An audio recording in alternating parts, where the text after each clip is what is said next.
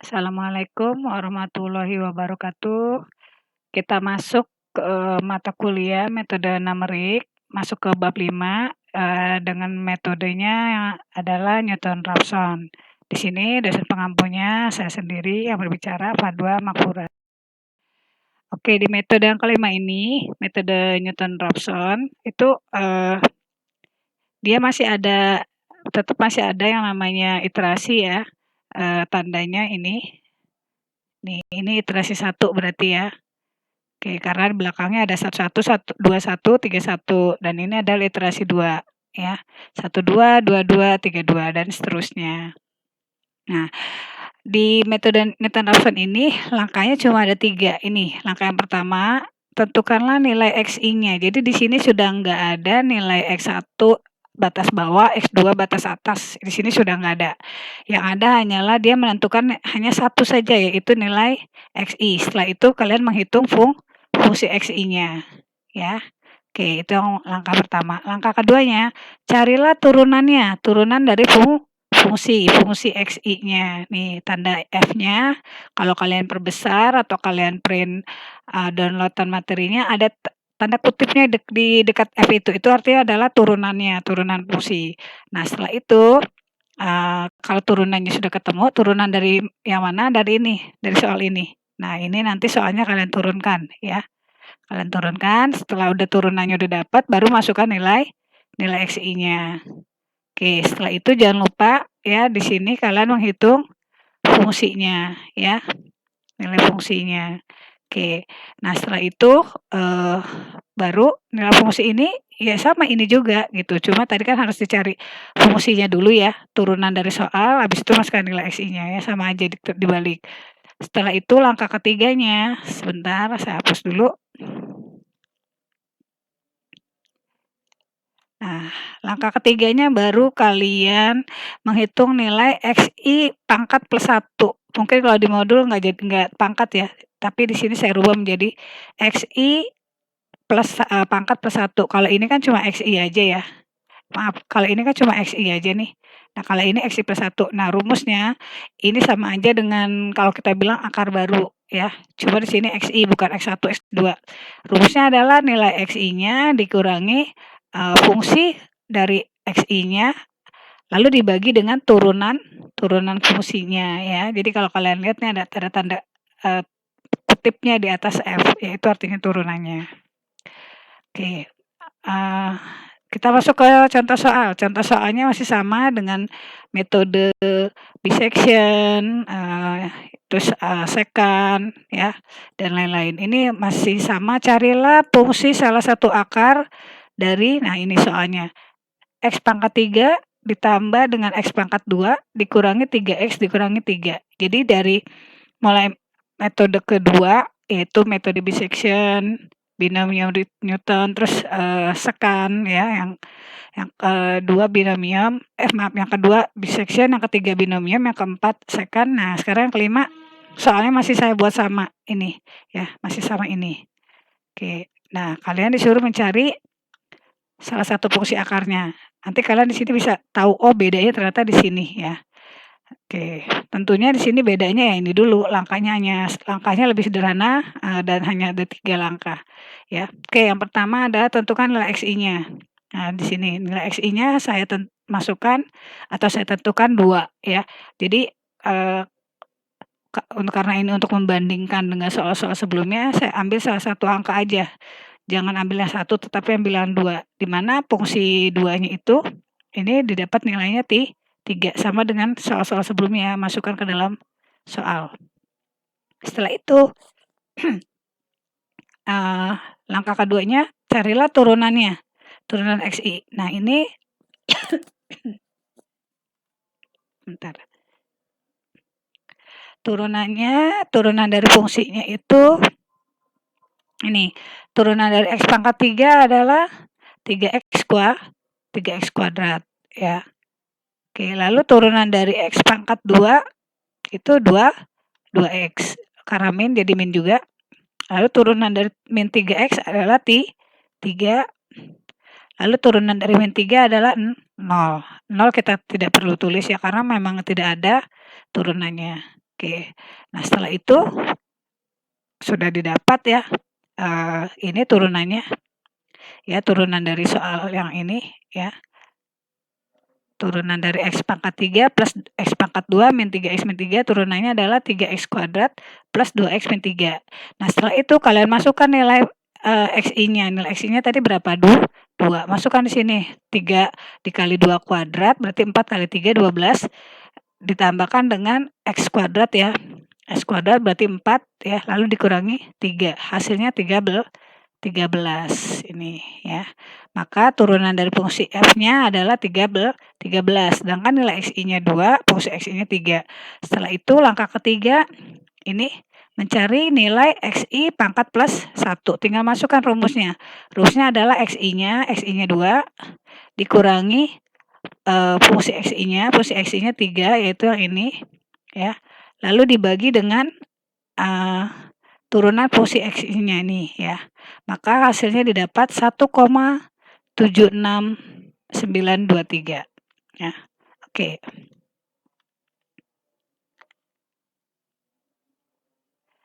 Nah, itu adalah iterasi pertamanya ya. Lalu bagaimana dengan iterasi keduanya? Nah, iterasi keduanya nilai xi-nya sekarang berubah ya. Yang awalnya nilai xi-nya adalah 2 ya. Di iterasi 1, nah sekarang di iterasi 2 nilai xi-nya udah nggak 2 lagi tetapi 1,769231 mengambil dari ini xi pangkat plus 1. Nah, setelah itu masukkan ke dalam fungsinya, dapatlah nilainya 0,360492 ya. Setelah itu langkah kedua di iterasi 2, hitungan nilai xi-nya. Fungsi xi-nya itu sama, sebenarnya kalian nggak usah tulis juga nggak apa-apa ini ya. Ini sama nih. Nah, di sini yang harus kalian camkan adalah dan perhatikan ini nilai xi-nya berubah, bukan 2 lagi tetapi 3 dikali 1,76 sekian, kalian kuadratkan, setelah itu 2 dikalikan 1,76 dikurangi 3. Didapatlah nilainya 9,928994. Dan angka ketiga di iterasi 2-nya kalian menghitung xi pangkat plus 1 dengan rumus xi-nya masukkan 1,76 yang ini ya. Nih yang ini lagi nilai xi-nya dikurangi fungsi xi-nya, ambil yang ini dikurangi turunan fungsi f-nya ini, ambil ini. Ya, didapat 1,773. Oke, sekarang kita perhatikan bedanya di mana nih ya. Oke, saya hapus dulu biar kelihatan jelas tulisannya. Nah, kalau tadi di iterasi 1 dapatnya 1,76 ya. Saya itu menyebutkannya hanya 2 angka di belakang koma saja ya. Lalu di iterasi 2-nya turun menjadi 1,73 ya. Oke, diperhatikan ya. 1,76 lalu turun menjadi 1,73. Oke, ya. Lalu di iterasi 3-nya dengan cara yang sama didapat 1,773 lagi, tetapi udah turun. Kalau tadi 17321 atau 22 sekarang menjadi 173 maaf ya, sebelumnya 1,7329. Nah, sekarang turun lagi menjadi 17320 ya. Nah, di berikutnya di iterasi 4-nya saya langsung loncat nih ya. Menjadi 1732051. Ternyata sama nih, udah mulai sama. Ini sama ini ya. Oke, jadi kalau tadi di iterasi 1 1,76, di iterasi 2-nya 1,7329, nah di iterasi 3-nya 17320 dan di iterasi 4-nya nilai xi plusnya yang saya sebutin ya 1732051. Nah, udah sama. Nah, kalau udah sama kayak gini ya, ini antara xi plus 1-nya di iterasi 5, 4 dan xi pangkat plus 1 di iterasi 3-nya sama, kalian boleh stop dulu, lalu hitung EH-nya nih. Menghitung EH-nya, masukkanlah XR barunya, loh Bu, di sini kan nggak ada XR. Iya, kalian nggak ngambil XR, tapi mengambil nilai XI. XI yang mana? XI bukan XI yang awal ya, tapi XI plus pangkat plus 1-nya ya. Atau bisa dibilang akar baru atau XR baru, yaitu yang ini 173,25,1 ya, ngambil dari yang sini. Lalu ngambil XI lamanya kebetulan sama. Nih, ini sama nih ya. Lalu dibagi lagi dengan XI atau XR barunya ya ini. Ternyata hasilnya 0, 0%. Wah, ini berarti perfect sekali. Ternyata nilai EH-nya ini lambangnya ini ya. Nih, harusnya dibalik tadi. Nah, ini ternyata 0 itu perhitungan dihentikan karena EH-nya 0%. Berarti 0% itu di bawah 0,001 ya, atau sebenarnya ini 0 di atas ya, bukan di bawah, 0,01 ya, di bawah. Maka salah satu akarnya yaitu di sini. Nah, ini udah ketemu. Jadi kalau kalian lihat di perhitungan di metode bisection, yang di metode 2, metode 3, yaitu binomial Newton, metode 4, metode secant, ya. Nah, sekarang metode 5, Newton-Raphson, dengan soal yang sama, hasilnya pun sama, yaitu ini hasilnya, ya. Oke. Saya hapus dulu. Lalu kelebihannya ini di mana? Kelebihannya pertama, dia kalau sebelumnya kan ada yang iterasinya sampai 10, ada yang 6, maaf 10, 8, 6 ya. Kalau sekarang lebih berkurang lagi. Jadi dia hanya 4 iterasi ya. Nah, di sini berarti makin ke belakang metodenya makin iterasinya makin sedikit, tetapi perhitungannya atau langkahnya semakin sulit.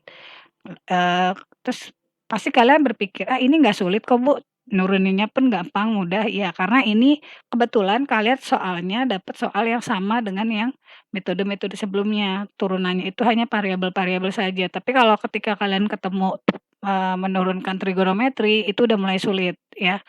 Oke. Trigonometri nanti ada yang pakai turunan rantai, ada yang pakai turunan dasar ya. Turunan rantai nanti dibagi lagi menjadi 4, yaitu penjumlahan, pengurangan, perkalian, dan pembagian. Nah, itu nanti memakainya rumus di kalkulus ya. Nah, makanya makin ke sini sebenarnya langkahnya semakin sulit, tetapi iterasinya jumlahnya semakin sedikit. Dan tentunya dengan hasil akhir yang sama. Oke, itu saja paparan dari saya untuk metode kelima ini ya, cukup sekian. Wassalamualaikum warahmatullahi wabarakatuh.